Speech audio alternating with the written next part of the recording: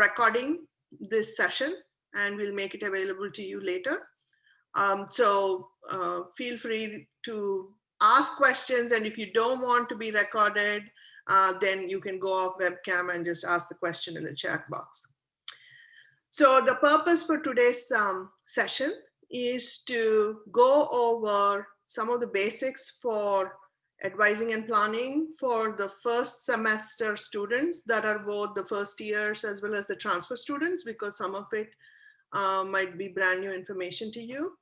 And then also I want to give some updates to the things that we are doing for spring 21, and a little bit we'll talk about summer 21 as well. Joining me here today are Dr. Anna Hausman. Hi, everyone. Dr. Barry Jesse and Dr. Sarah Malone. They are trying to get on the call, so they'll join us soon. In the meantime, I want to get started on talking about the outline for today's seminar. Okay, so we're going to go over the basics of the animal science major and the various options, just to revisit, especially for the first semester students. And then we'll talk about the prerequisite courses, how typically the first and second semester courses go. This is all information for the newly admitted students. We are then going to talk about some rules about the fall 2020 grades. You'll get used to this as you go along, but this is the semester where you'll have maximum, the first semester, you'll have a lot of questions about biology, math, and so on and so forth. So we'll talk about that.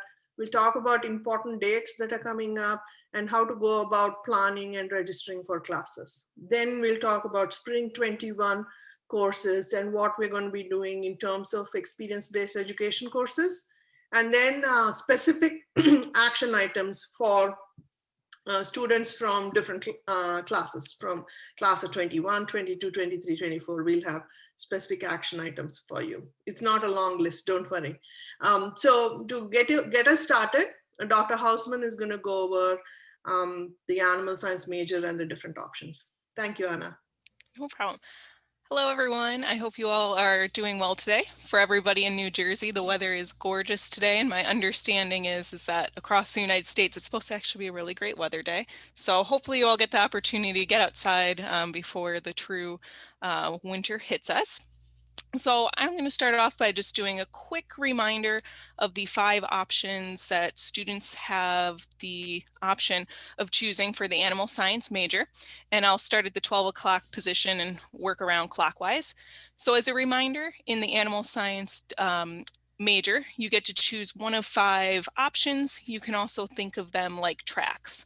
So our first one that I'll talk about is the laboratory animal science option.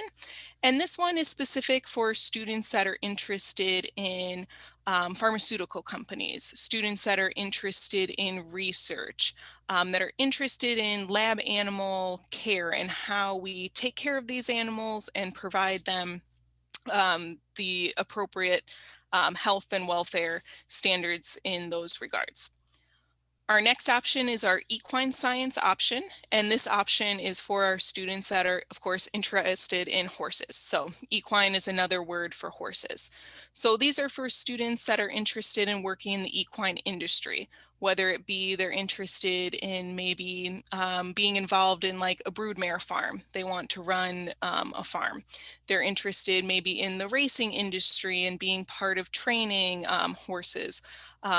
Horse nutritional companies, things of that nature are what our equine science students are interested in. Our third option is the companion animal science option, and this one is of interest for our students that are interested in our major companion animal industry. So this is a lot of dogs and cats, but also the companion animal industry is also altering in some ways for some of our smaller pocket pets and things.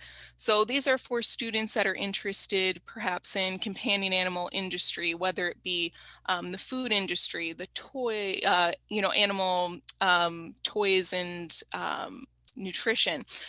Students that are also interested in animal behavior, things of that nature, are what many of our companion animal science students are interested in.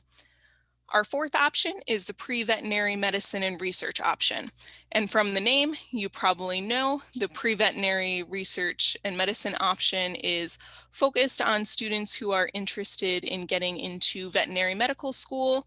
But also it's important to keep in mind that this option does cover the prerequisite courses for like human medical school, dental school, PA school, nursing school.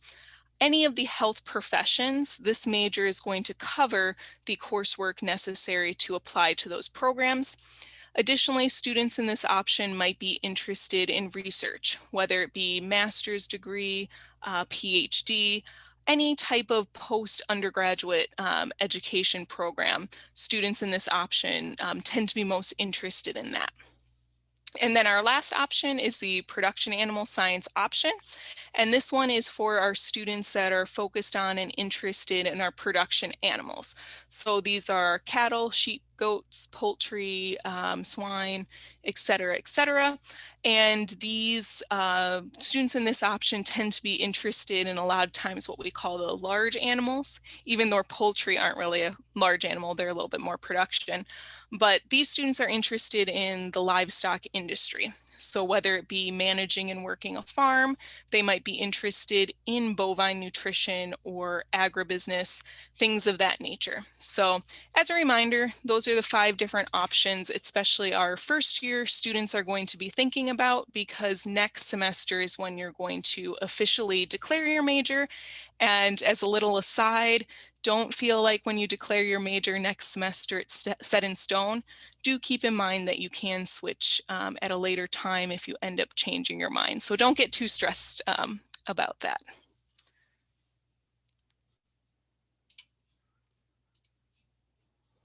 I think I was muted.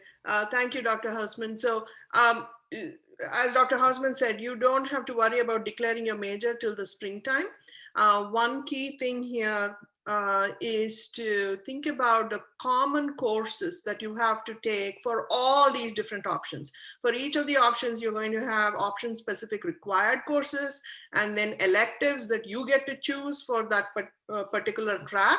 But every animal science major has to take some core animal science classes, and those are your animal reproduction, of course, intro to animal science, and animal reproduction, animal genetics, integrative physiology, animal nutrition with lab.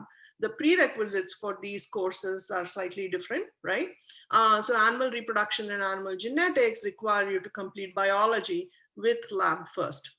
Integrative physiology and nutrition require you to finish both biology and chemistry. So then that leads into the course sequence that you have to be familiar with, that you're probably experiencing right now, that to get into biology, you have to be placed into pre-calculus and expository writing.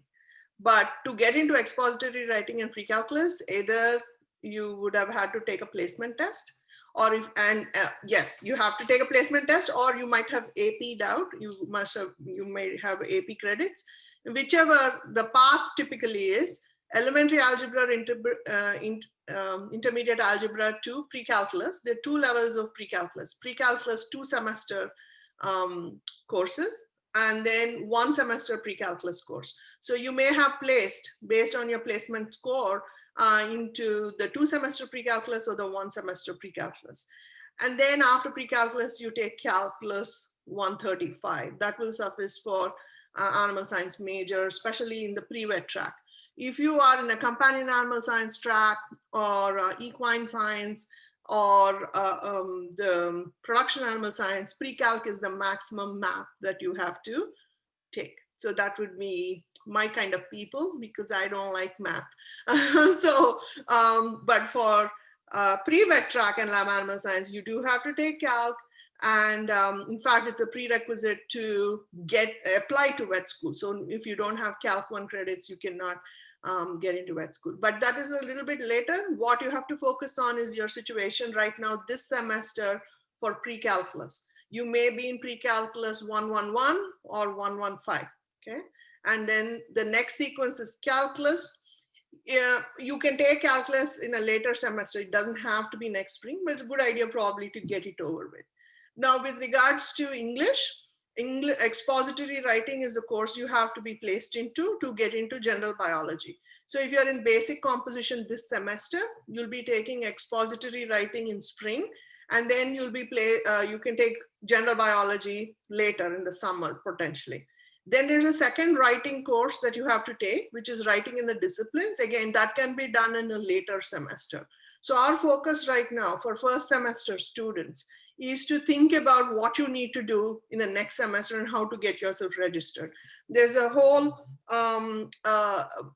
bunch of other details that we can go over individually with each of your advisors. You can have that chat, but these are the basics that we need to understand. So supposing I'm giving a general view here.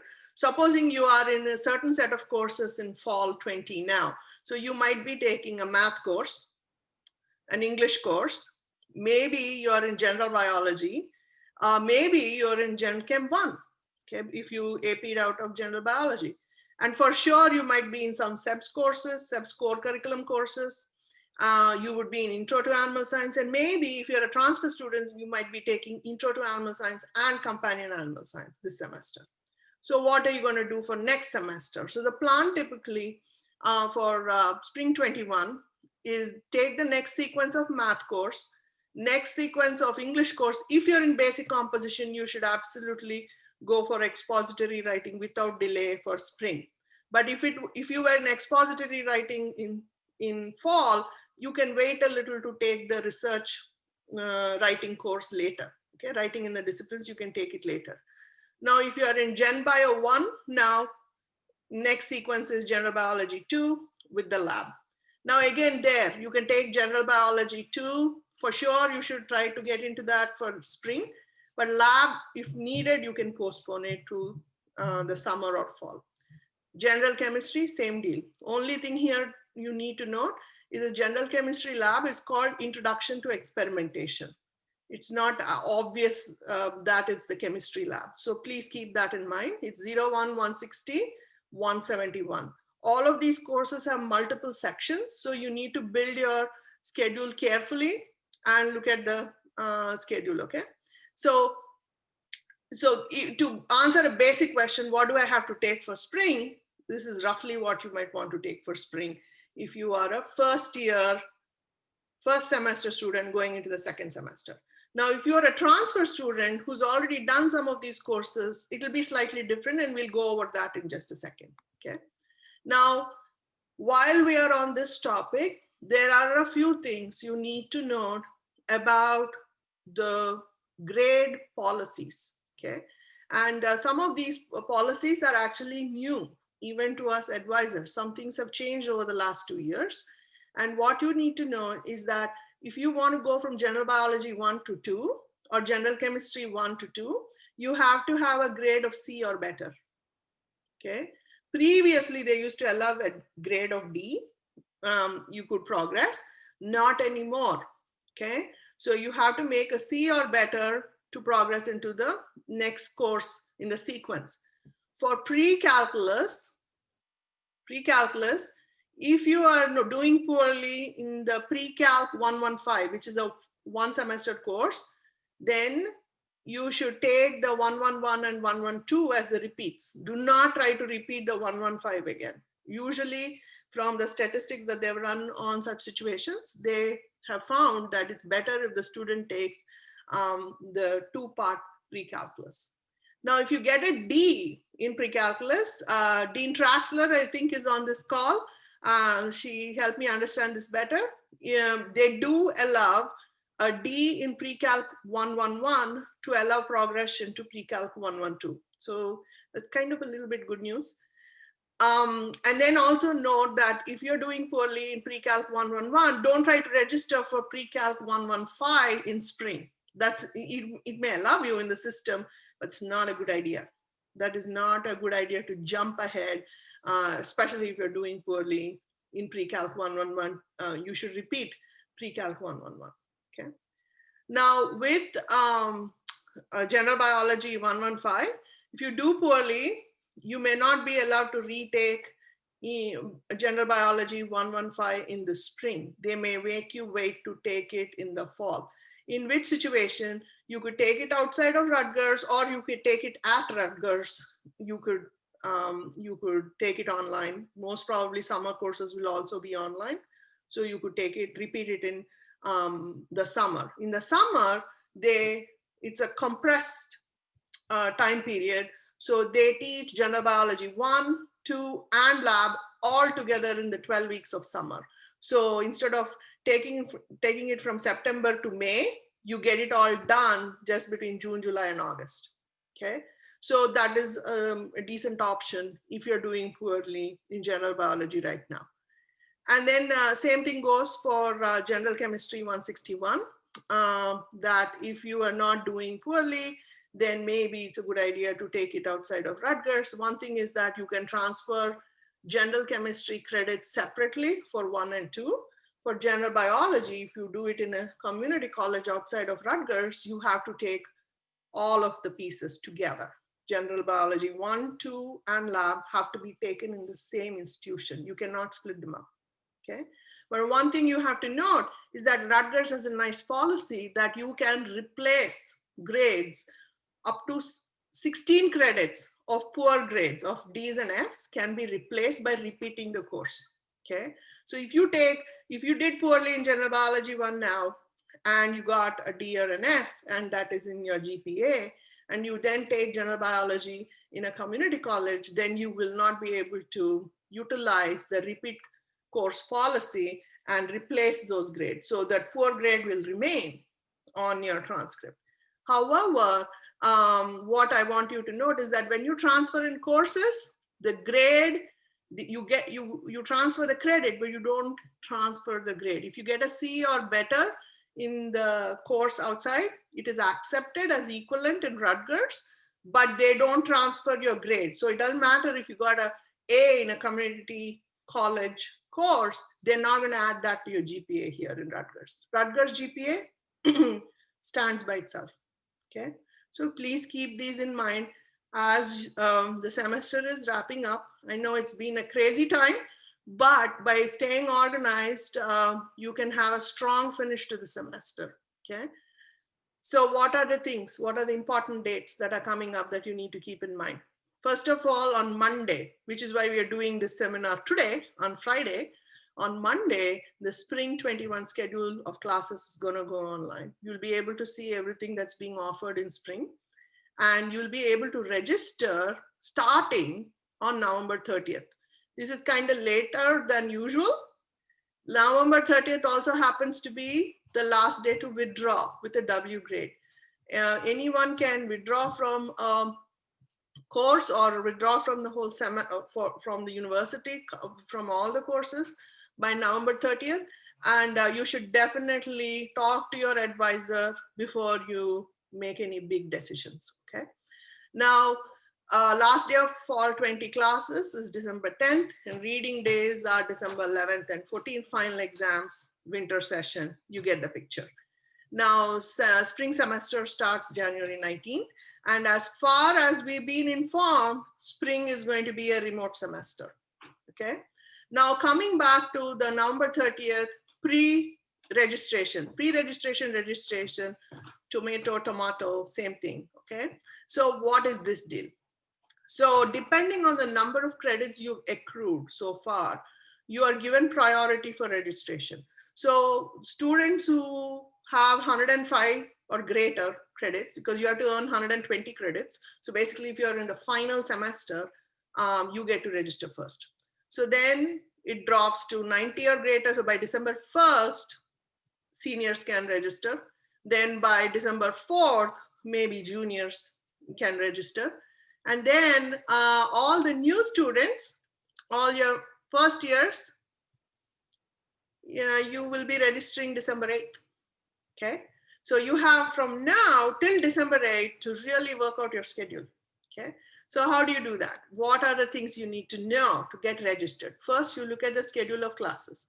Then you dust off the course schedule planner, and course schedule planner is linked to the WebReg. Okay. And then one link I did not put here is the Degree Navigator. Degree Navigator is the platform, the software platform that we use to monitor all the graduation credits. You can look at it anytime. All the courses that you need are nicely listed there, so you can use that to reference. All the quick links to these are on the animal science page. And for the first years, in fact, I was going to go over all of this individually, but then I realized that you have just received a message from your first year dean, Dean Cherise Richardson.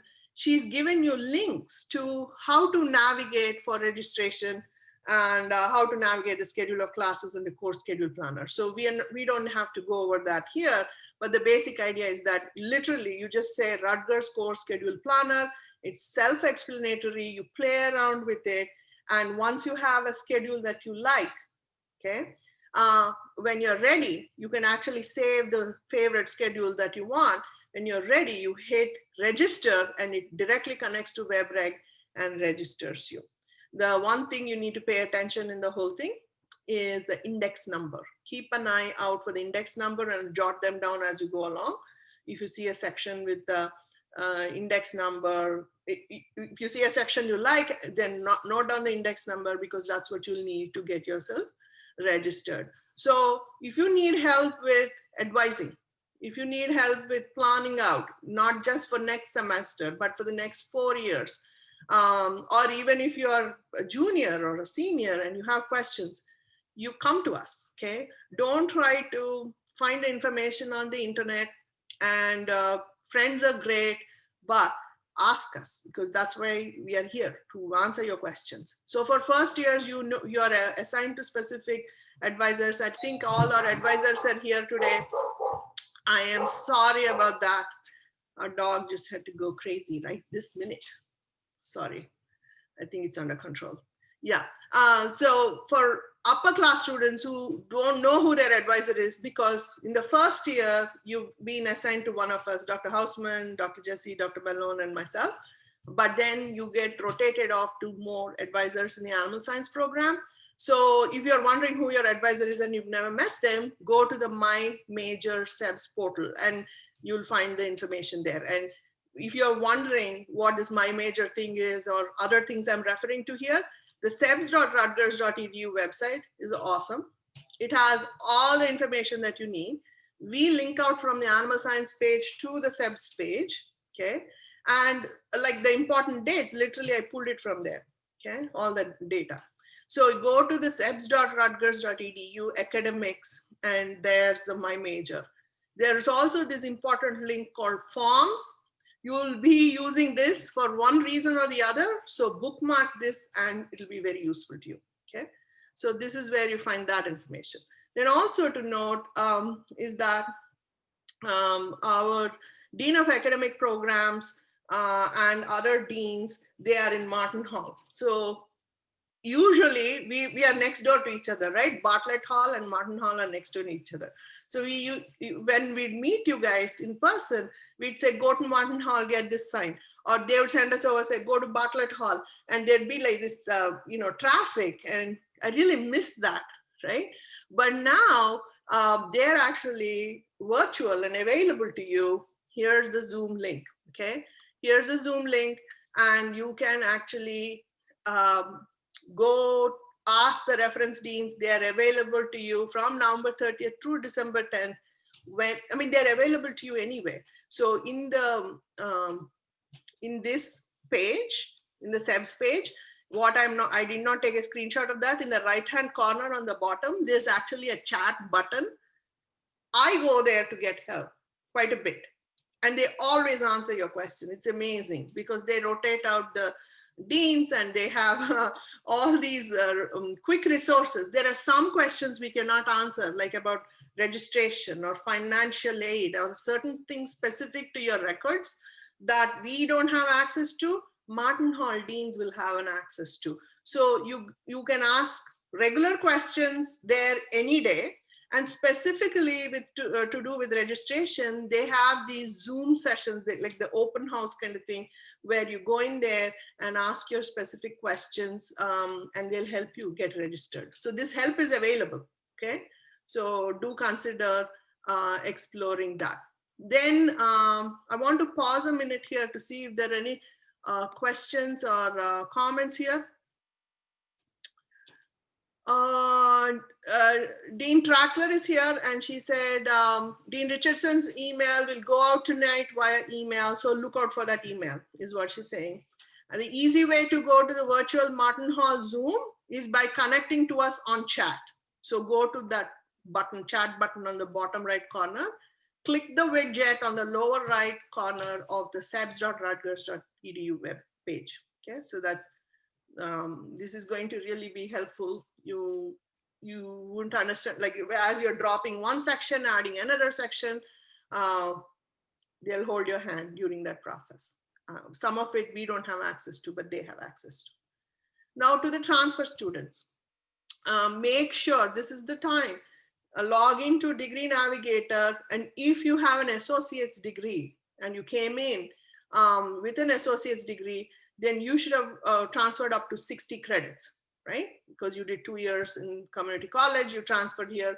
So on Degree Navigator, on the where it says SEBS program, under programs of study, where it says SEBS core curriculum, it should say NJSWTA. You should say that. That means you do not have to do any SEBS core curriculum courses. You can just launch into all the animal science courses, okay? Now, if you did not transfer 60 credits, or you didn't get your degree, you did some courses, that does not apply to you, okay? It is only for students who are what we call Lampet Bill eligible. And I believe all the records have been updated already, but this is the time to check, make sure if there is something that needs to be updated, this is the time to bring attention to that, so that you can have a Degree Navigator that truly reflects all your coursework, so you know what to take next, okay? Let's see, Dr. Malone, are there any questions for us? One of the students asked if they would, how they would be provided the recordings. Are we going to post it on the website, or? Yes, it'll be on our website. On that note, let's see. Yeah, I'm going to stop the share here, and I'm going to go to the animal science website. I want us to explore this together. So I'm going to share another screen now. So this is our animal science landing page, guys.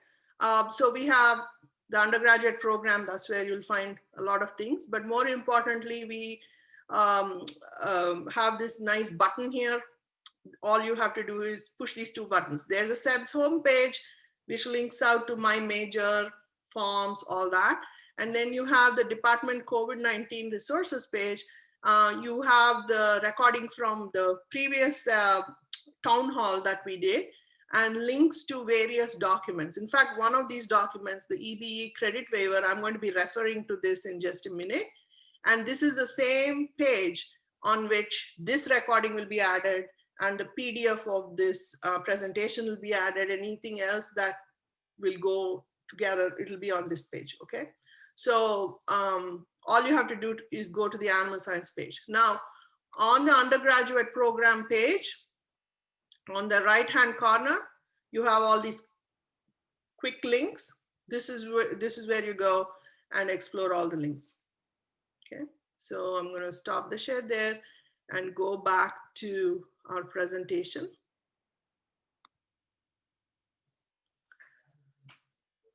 Any questions from the first years about anything we discussed so far? I have a question. Go for it.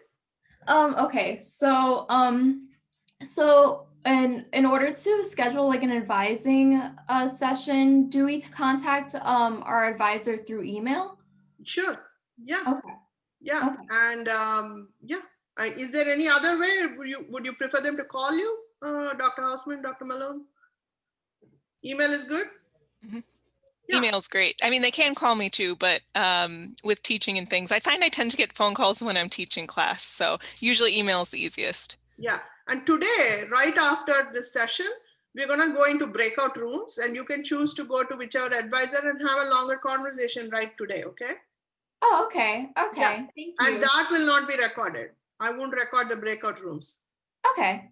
We'll only do this is being recorded, but the breakout rooms won't be recorded. So you can go chat with your advisor today, in fact. Okay, So- thank you. No And I have one problem. more question. Sure, go for it. You said for like if we were taking like Gen Bio or Gen Chem, a lab is required, but I'm taking Gen Bio this year. Mhm. And if we're not going to be like on, like if there's no in-person classes, then how are we going to complete the lab requirement?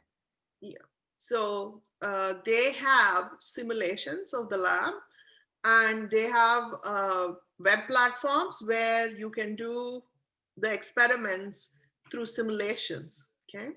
So they've actually been running the labs even this semester, right? And in the summer, they ran them online. So that is not a point to worry about. They have a well worked out system. Even our animal nutrition lab is being run online. So you can go ahead and register for the courses, not a problem. Okay, thank you so much. And well, if you have more questions, you can put them in the chat, we'll answer them, okay? So now we want to talk about the plans for spring 2021. This might be more relevant and interesting to the upper class students. So the bottom line is that we are going to do remote instruction for a majority of courses. There are a handful of courses we will not be able to offer. All the learning centers, libraries, and all other services are available.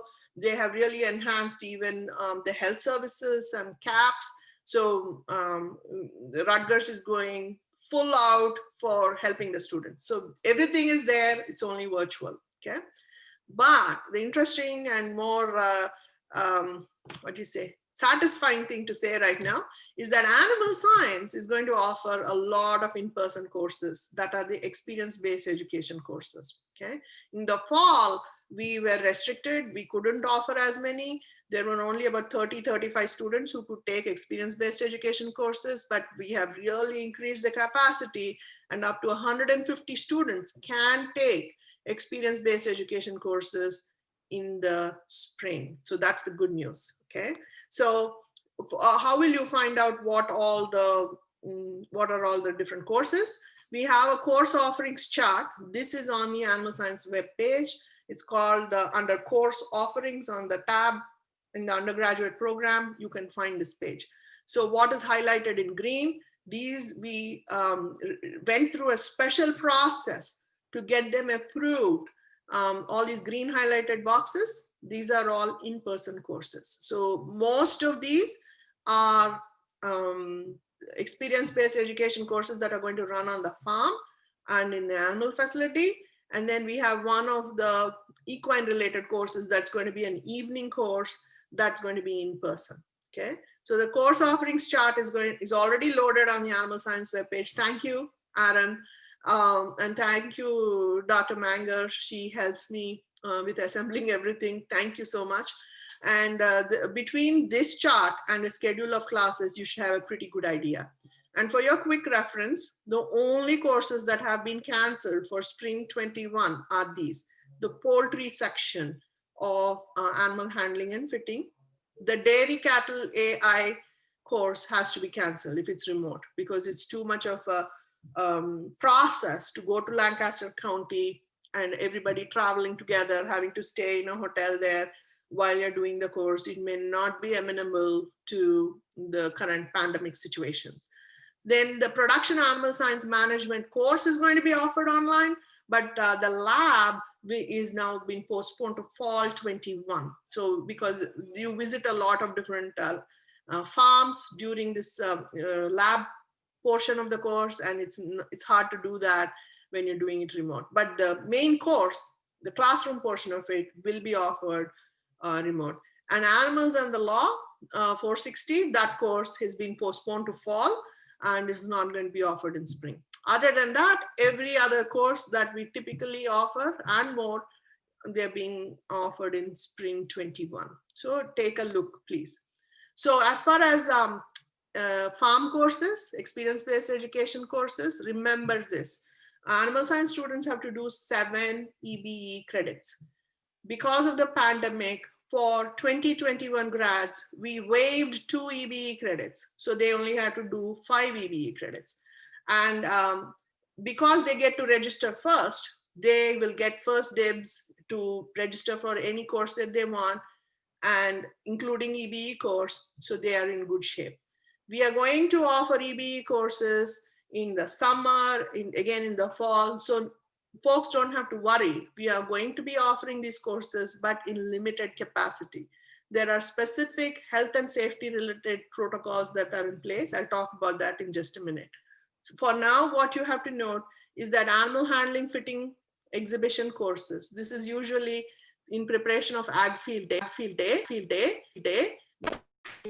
We are still going to have our courses. We're going to learn everything that we need to on how to fit and show an animal, and all the species except poultry are available. Now, practicum courses are also available. A couple of things to note: lab animals, it's only the practicum, right? And they're limited spots, but they're available. Then Seeing Eye Puppy Club, a puppy raising club, they're available, but that is by special permission number. Talk to Dr. Jesse about that. Teaching and leadership in animal science is also available. Talk to specific folk, and they are all listed here, all the relevant people for each of the species. So if you have specific questions, please direct them to that. So this document is going to be loaded up, so you'll have all this information, okay? And if you're taking notes, even better, it'll be really imprinted on your mind. Now, a few things are to be noted here, some really important considerations. Only commuter students can take these courses, right? So if commuter students can take the in-person courses, then they have to make sure that they can fit it with their classroom courses. Now, classroom courses are running remote, synchronous for the most part. Some are asynchronous. But if you are remote synchronous, you're expected to attend class, take your exams in class time, right? So when you sign up for experience-based education courses, you have to factor in your ability to commute to campus and then be back in time to take your other courses. So choose carefully, choose carefully. And then while you're on the farm or in the animal facility or in the lab, I think fall we did pretty well. We have protocols down, but you will have to wear a mask. You will have to socially distance, and there's specific guidelines that are listed that are on the animal science webpage. Not only that, you have to get testing, okay?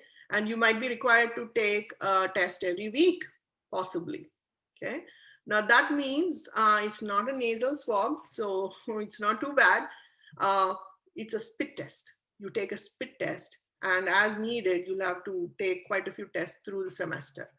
Finally, all the EBE courses start staggered about 10 days after the main classroom courses start. So you have a bit of time to launch into the hands-on courses, okay? So these are all things to consider. So I see there are a lot of activity in the chat. Any questions that we should answer right now, Dr. Malone? No, I think Dean Traxler is doing a great job. Oh, thank you. All right. Question. Okay. Oh, So I heard a question, Dr. Sama. I'm not sure who it is. yeah, go for it. Hi. I am currently living on campus. So I was wondering if I could do the EBE courses. I have my car, so. I don't know Okay, if that's this semester is too late, right? Yes, this is I mean for the spring.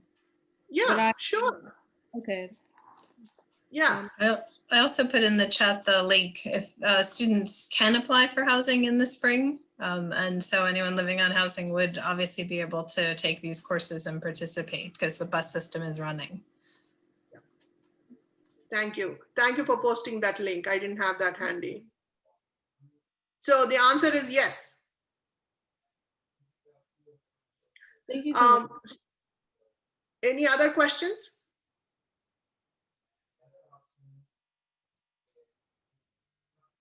Okay, So moving forward, there are remote EBE courses also being offered, and that is within studies in animal science. Dr. Uzumshu and I actually ran a section of studies in animal science that was remote, where students learned research techniques and about research techniques without actually having doing hands-on, but we spent a lot of time learning about different techniques that are used in reproductive biology, and those are available. You should talk to individual instructors if sections are available, because that's also a way to earn credits.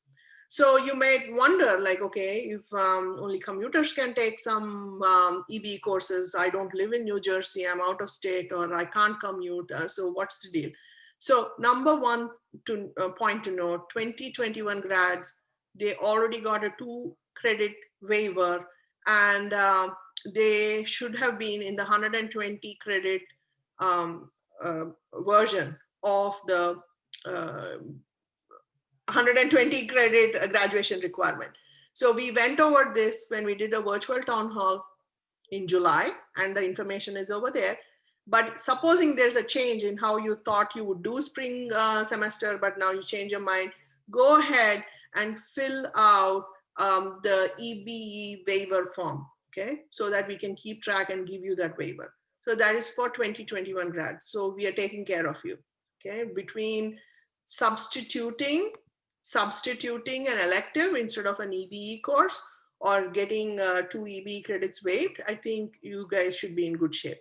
For the other students who want to get a full-time credit load, this is basically solutions for all students. If you want to make sure you're at 12 credits and you intended to take an EBE course, but you can't because you can't commute, then let us know what course as an additional elective you want to take.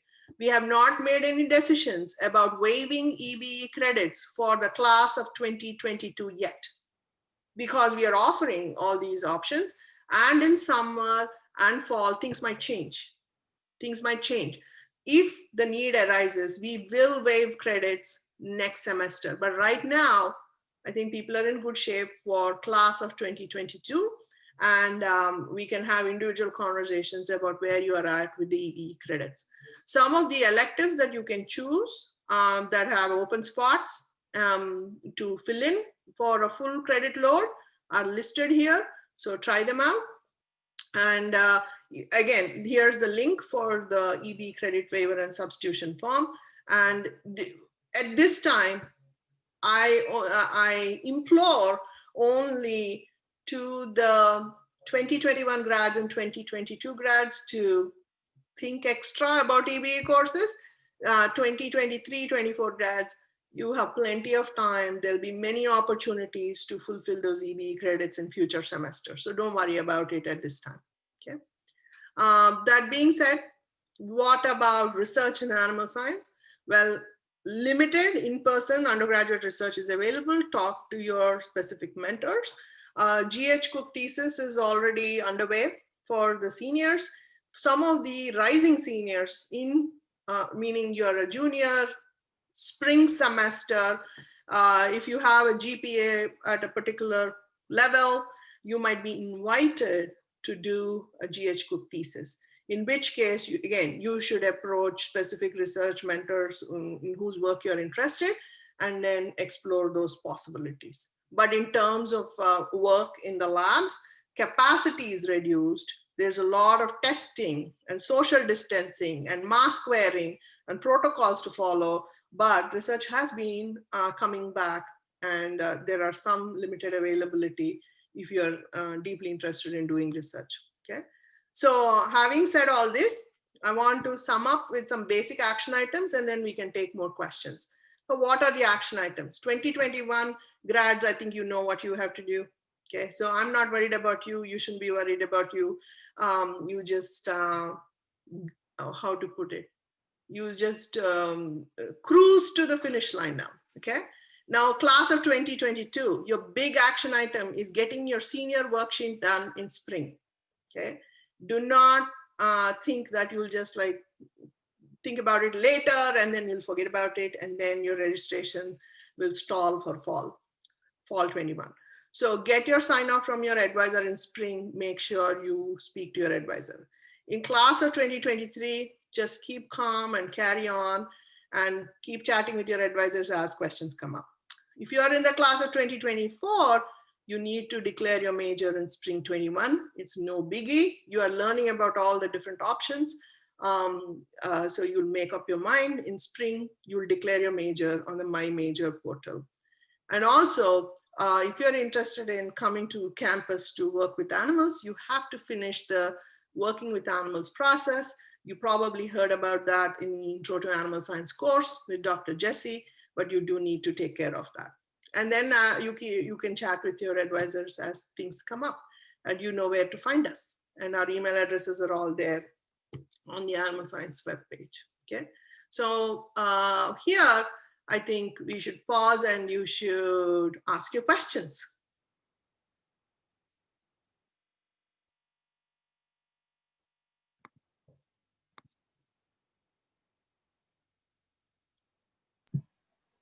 So I don't think we have anything in the chat that we haven't answered. So if anybody has any additional questions.